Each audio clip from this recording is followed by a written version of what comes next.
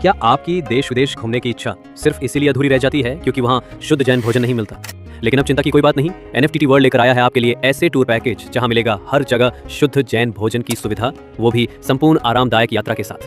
भारत में Kerala, north east, Shikhar ji, तीर्थंकर कल्याणक यात्रा, हिमाचल, उत्तराखंड। आगामी टूर की बुकिंग अब शुरू हो चुकी है। अपनी सीट आज ही सुरक्षित करें।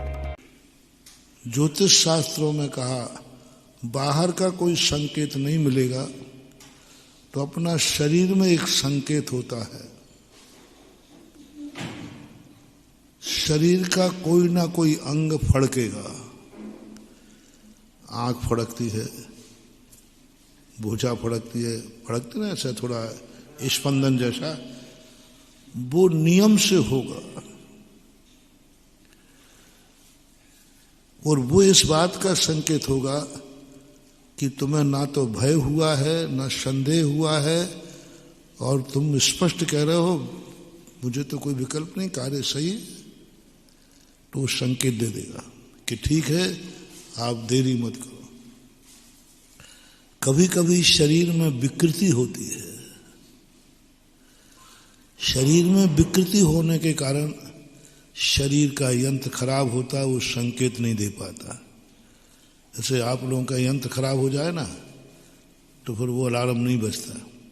ऐसे ही अपने शरीर में ऐसा संबंध बनाया है आत्मा का शरीर का कि जब भी आत्मा के लिए कोई भी अहितकारी कार्य होगा ये शरीर संकेत देगा। पहला संकेत तो हमने दे दिया आत्मा ने 3। अब दूसरा संकेत शरीर का काम है। शरीर हमारे लिए है, हमारा है, वो कभी भी हमारा अहित नहीं करेगा। शरीर कभी अहित नहीं करता, वो तो हमारे लिए है और हम शरीर के साथ हैं। शरीर मेरा है, वो तो हमारे हित के लिए है। लेकिन कभी कभी यह शरीर कुदरत से, कर्मों से, पराधीन होने से बिगड़ जाता है, अस्वस्थ हो जाता है, कमजोर पड़ जाता है। किन्हीं कारणों से कमजोर पड़ जाता है। तब वो अलार्म नहीं दे पाता, संकेत नहीं दे पा रहा। तो दूसरा संकेत तो मिलना शुरू नियम से होगा, आपकी प्राण वायु। तीसरा संकेत बता रहा हूं, अपनी श्वास। यह श्वास जो है नियम से संकेत देगी। जैसे आप घर से निकले हैं, आपने जैसे ही निकलते देखा किस कार्य के लिए जा रहे हैं, शांति के कार्य के लिए, आपकी श्वास बाएं नथने से निकलना तुरंत शुरू हो जाएगी, क्योंकि आप अच्छे कार्य के लिए, शांत कार्य के लिए जा रहे हैं। दुकान पर जा रहे हैं, बहुत शांति के, जितने शांति के कार्य करने जा रहे हैं, आपकी श्वास तुरंत 1 सेकंड नहीं लगेगा। जैसे ही आपने विचार बनाया, निर्णय किया, कोई भय नहीं, कोई संदेह नहीं, तुरंत आपकी श्वास बदलेगी और बाएं नथने से चलना चालू हो जाएगी, जो ये संकेत देती है जाओ तुम सही जा रहे हो, तुम सफल हो गए। यदि आप किसी फाइट करने जा रहे हैं, केस करने जा रहे हैं, अदालत जा रहे हैं, किसी बड़े धंधे में जा रहे हैं जहां सामने कंपटीशन है, अकेले है फिर वहां नहीं। जैसे हमने कहा था दुकान जा रहे हो, वहां तुम अकेले हो, लेकिन तुम्हें मालूम है कि कंपटीशन है इस धंधे में, बोली लेना है, बोली देना है, प्रतिस्पर्धा है, तो आपका तुरंत नाड़ी 1 सेकंड के अंदर आपकी नाड़ी दाएं नथने से निकलना शुरू हो जाएगी। सभी लोग अपनी श्वासों को देखो, किसी की 1 नथने से निकल रही होगी, सब चेक कर लो।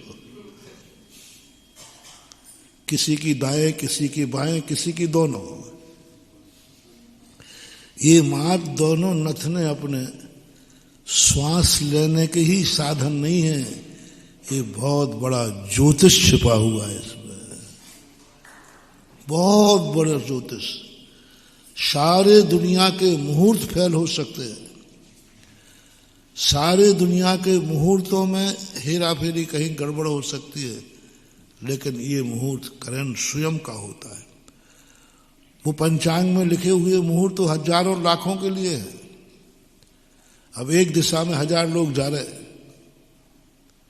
किसी का अच्छा हो रहा है, किसी का बुरा हो रहा है, लेकिन 1000 लोगों का पंचांग जो है वो अपनी ये श्वास है। हजारों लोगों का पंचांग अलग अलग, 7 अरब जनता है तो 7 अरब जनता का पंचांग अलग अलग है, करंट पंचांग। चाहे वो अमावस्या हो चाहे पूनम हो, कुछ फर्क नहीं पड़ता। ये पंचांग तुरंत बनता है। कब बन गया? जब तुमने सोचा कि मैं यह कार्य करूं, और तुम्हें भय उत्पन्न नहीं हुआ, संदेह नहीं हुआ, और निर्णय भी हो गया। तुरंत आपको संकेत देगा, क्योंकि आपका दायां सुर चल रहा है, जाओ पेशी पे जाओ, तुम्हारी विजय होगी। साझेदार में तुम पार्टनर कंपटीशन करना है, तुम जीतोगे। और यदि वो नहीं करना है, हारना भी है, वो भी बताएगा, तो नथना आपकी श्वास नहीं बदलेगा, वो तुरंत बाएं से कर देगा कि आप व्यर्थ में जा रहे हो, रुक जाइए। यानी ये दोनों नथनों का जो श्वास है, इस पर अपनी जिंदगी का पूरा अच्छा बुरा छुपा है। सुबह उठ के बता सकता है कि व्यक्ति आज दिन भर मेरा कैसा निकलना है, सोने के पहले बता सकता है कि रात में मेरा क्या होना है। हर कार्य करते समय कुदरत ने एक ऐसा पंचांग दिया, श्वास, जिसे स्वर ज्ञान कहते हैं। पूज्यवर सुखचंद आचार्य महाराज ने इस सुर विज्ञान के ऊपर ज्ञानार्णव में बड़े विस्तार से चर्चा की। और सुर ज्ञान का जिसको ज्ञान हो जाए, साधना हो जाए, वह व्यक्ति कभी फेल नहीं होता, क्योंकि फेल होने के पहले ही वो फेल स्वीकार कर लेता है। अब क्या फेल होगा? वो काम पे जाएगा ही नहीं, वो पेशी लड़ेगा ही नहीं, पेशी बढ़वा लेगा। यानी उसको फेल होना है तो पता है उसको, और पास होना है तो पता है, वो पहले ही से बता देगा ये कार्य नहीं होने वाला, और अनुकूल हो तो यह कार्य जाओ। हमारे पूज्य गुरुदेव आचार्य महाराज को, विद्यासागर जी को स्वर ज्ञान बहुत बड़ा था। हम लोग सालों सालों तक नहीं समझ पाए। अब वो कौन पकड़े उसको? एक दो बार देखा कि जब कोई व्यक्ति आशीर्वाद ले रहा है, ये हाथ उल्टा जैसे क्यों करते हैं? अपन समझे सामान कर रहे हैं। अब तुमने क्या समझा? अपन ने क्या समझा कि भाई थोड़ा नाक साफ कर रहे हैं, और क्या, या खुजली आ गई होगी जैसे।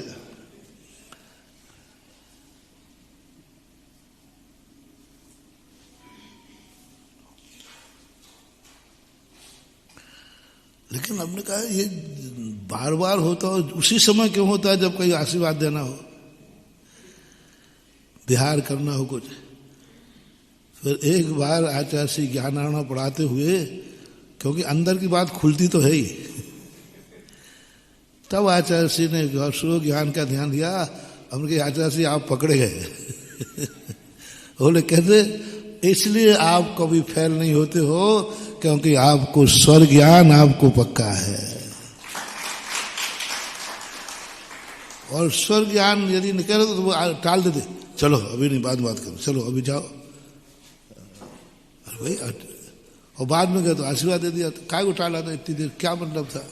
अब बड़े आदमी से कौन पूछे, टाल दे दो, नहीं अभी चलो देखेंगे बाद में।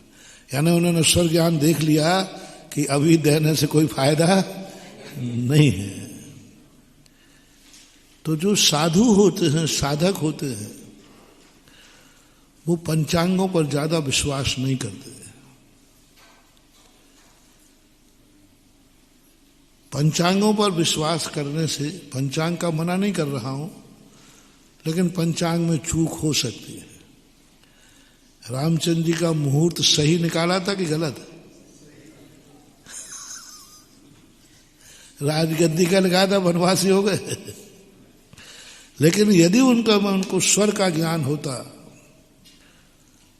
तो फिर वो फेल नहीं होते थे।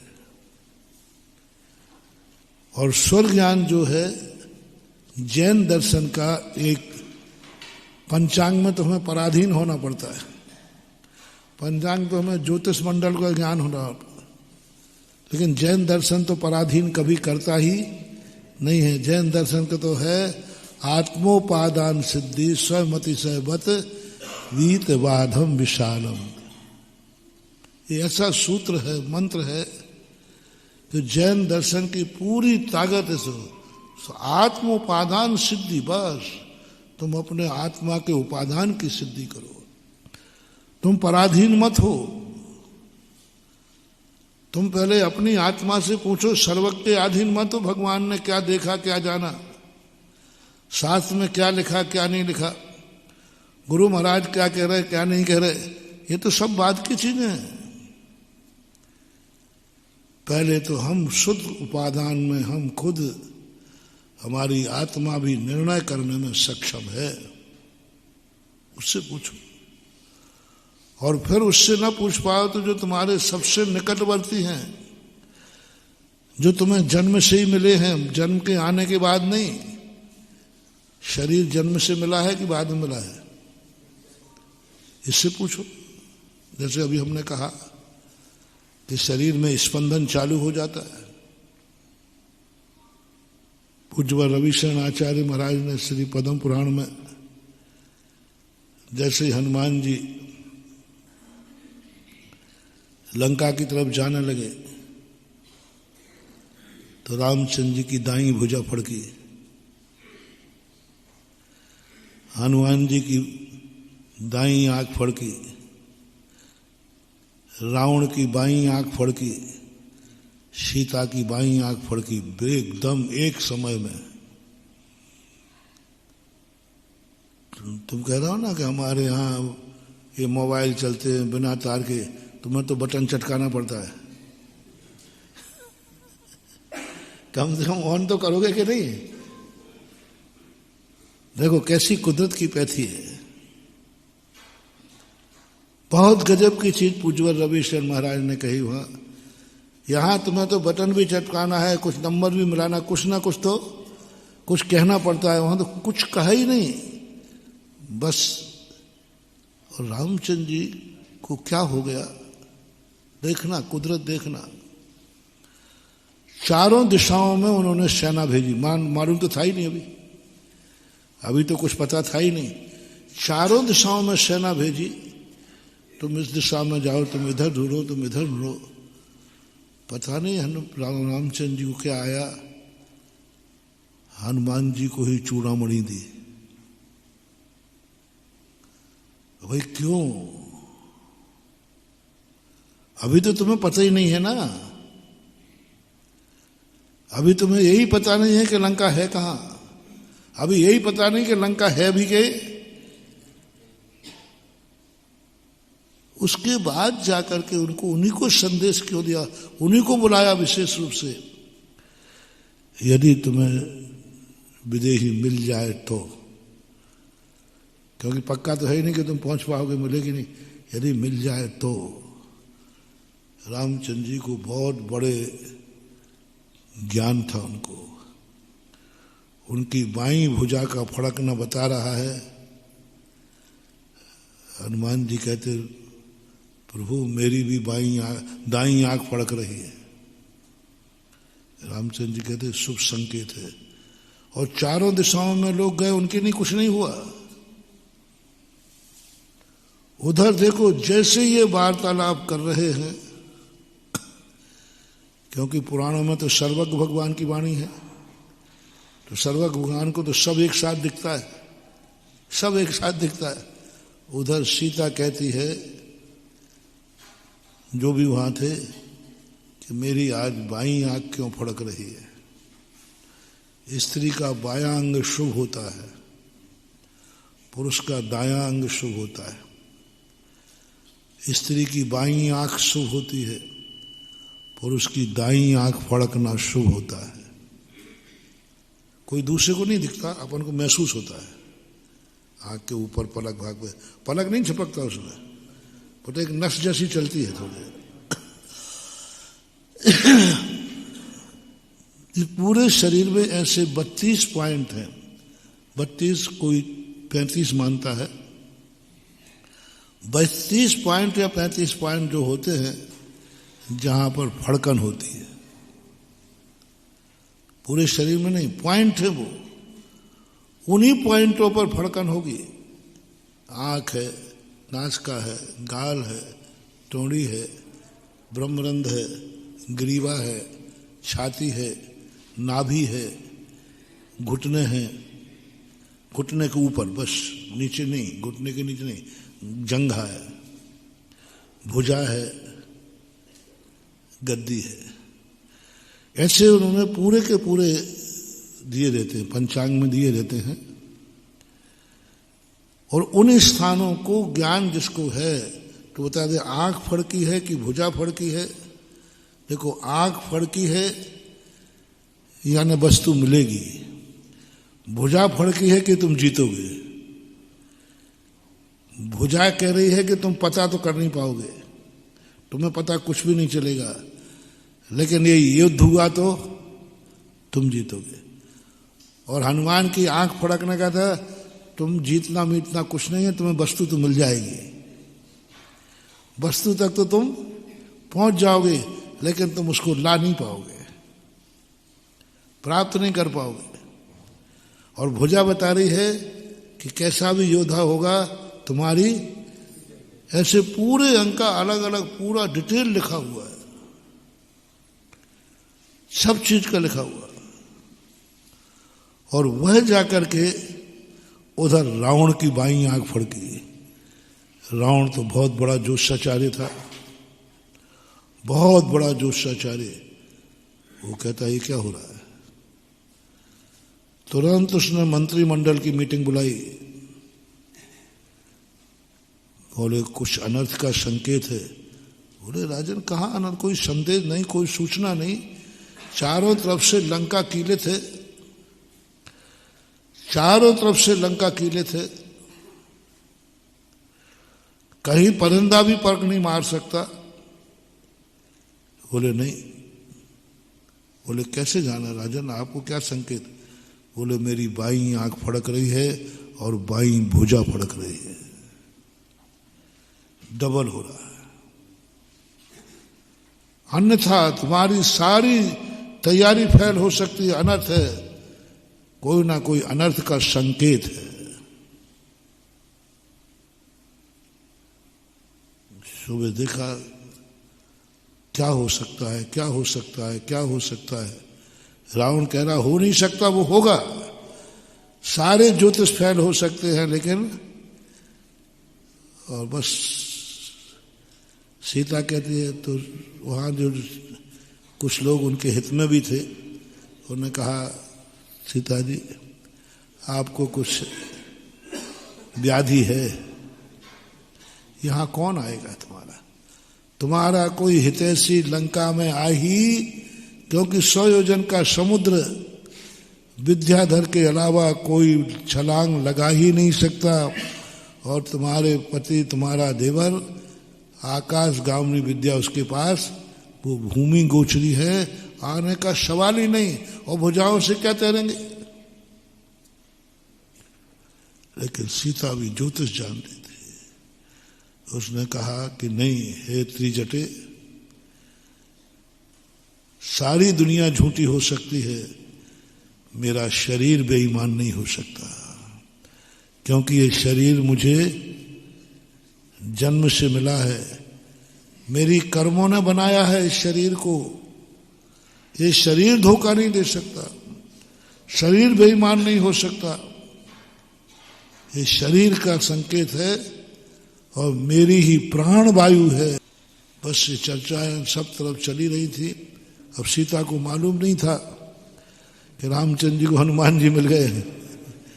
वो तो कब मिले थे, जब तक सीता जी का अपना हो चुका था। अब सीता संदेह में, क्योंकि यहां तो विद्याधर मायावी लोग ही आ सकते हैं। हो सकता है रावण ने ये सारी रचना करी हो। और जब चूड़ामणि दिखाई, कहीं अंगूठी का आता है, सीता विषाद में हो गई। लगता है रावण ने मेरे पति को मार करके या कुछ करने का कुछ तो हुआ है। चूड़ामणि तो मेरे पति की है, राम की है, लेकिन वो यहां तक उनके पास तो कोई व्यक्ति था ही नहीं। ये हनुमान कहां से आ गए? तब रामचंद्र जी ने कुछ ऐसी बातें बताई थी हनुमान को कि वो सीता चूड़ामणि पर विश्वास नहीं करेगी। वो जानती है कि रावण मायावी है, कोई भी रूप धारण कर सकता है। तो कुछ बातें बताई जो मात्र रामचंद्र जी और सीता को ही पता था। सीता ने जब संदेह किया तो हनुमान जी कहते हैं, इस पर तुम्हें संदेह है? बोलो ये बातें क्या तुम्हारे और दो के अलावा किसी दूसरे के पास हैं? बोले नहीं है। अब तो आप विश्वास कीजिए कि मैं स्वामी नाथ की प्रेरणा से आया हूं। सारी की सारी बात कहते। उधर रावण ने देखा कि सुबह से लंका में उत्पाद मचा हुआ है। पूरी कहानी आप लोगों को खुद याद है, मैं तो दूसरी तरफ ले जा रहा हूं। रावण कहता, देखा मैंने कहा था। यहां संकेत ये देना चाह रहा हूं कि आत्मोपादान सिद्धि, हम या हमारे द्वारा जो निर्मित किया गया है वो कभी बेईमान नहीं होता। हम उसको पकड़ते नहीं, हम उसको समझते नहीं, हम उसकी उपेक्षा कर देते हैं। संकेत टिकल किए जैसे कांच ले दीजिए, कांच, और कांच पे जब अपनी श्वास निकलेगी, यदि जल तत्व चल रहा होगा तो बूंदे बूंदे उस पर आ जाएंगे। वायु तत्व चल रहा होता है, उस पर जो भाप की पड़ेगी वो छितर बितर सी पड़ेगी। और अग्नि तत्व निकल रहा होगा तो भाप का आकार ऐसा त्रिकोण त्रिभुज बन जाता है। तो इस प्रकार की अब ये साधना से पकड़ में आएगा। अब इसका इतना भी प्रभाव होता है कि श्वास निकल रही है, यदि श्वास निकल 12 अंगुल तक जा रही है, 4 4 4 ऐसे 12 अंगुल तक जा रही है ना, तो वो पृथ्वी तत्व कहलाता है। अब 12 अंगुल तक यदि श्वास निकली है तो पृथ्वी तत्व है, जिसमें स्थिर कार्य किए जाते हैं, दीर्घ कार्य किए जाते हैं। वायु तत्व चल रहा है तो तुम्हारे कार्य का कोई महत्व नहीं, सब बिखर जाएगा। तो इसलिए ये हमारी वायु से निर्णय होते, श्वान से। स्वर विज्ञान से शुक्ल पक्ष की एकम, द्वितीया और तृतीया के दिन प्रथम पहर में यदि सुबह उठते ही चंद्र स्वर चल रहा हो तो समझना चाहिए कि अभी वह व्यक्ति के अंदर कोई बीमारी नहीं है। और सुबह उठते समय चंद्र स्वर और शाम को सोते समय सूर्य स्वर। प्रातः तो चंदा चले चले शाम को सूर्य, तो निश्चय कर जानिए प्राण गमन है दूर। प्रातः उठते ही चंद्रमा चल रहा है ना, चंद्र बाएं नथने से श्वास निकल रही है, और सोते समय दाएं नथने से श्वास निकल रही है। समझ लेना चाहिए ये व्यक्ति पूर्णतः स्वस्थ है, कोई बीमारी नहीं है। और उसमें तिथियों का भी है, पहर का भी है।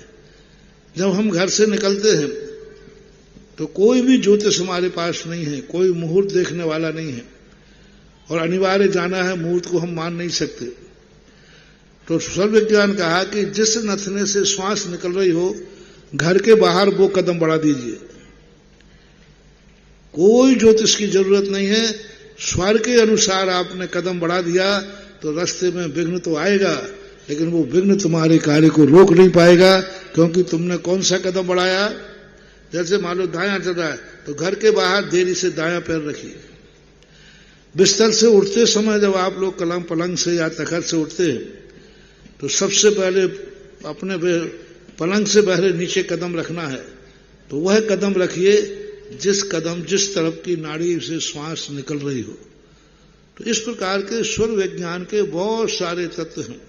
ध्यान के समय जैसे प्रातःकाल कहा था, रुद्र कार्य करना, युद्ध पे जाना, केस पेशी पे जाना है, तो उस समय हमारे क्या होगी, यदि उस समय आपकी अनायास सूर्य नाड़ी चल रही है तो नियम से वह केस तुम जीतोगे। शांति के कार्य करने जा रहे हो, कोई अच्छे कार्य करने जा रहे हो, पर घर की तरफ लौट रहे हो, और घर की तरफ लौटते समय यदि आपका चंद्रसूर्य चल रहा है, यानी नियम में घर में जाकर सब खुशहाली मिलेगी। और घर में घुसते ही समय यदि सूर्य से चल रहा है, तैयार होके जाना, श्रीमती तैयार बैठी है,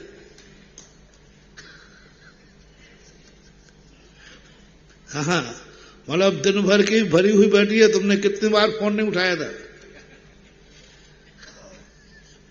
कितने बार फोन नहीं उठाया, कितनी बार उपेक्षा की, है ना, जाते ही वो तुम्हारे ऊपर बरस पड़ेगी। ये तुम्हारी नाड़ी से ज्ञान हो जाएगा कि हमारा क्या निकलने वाला।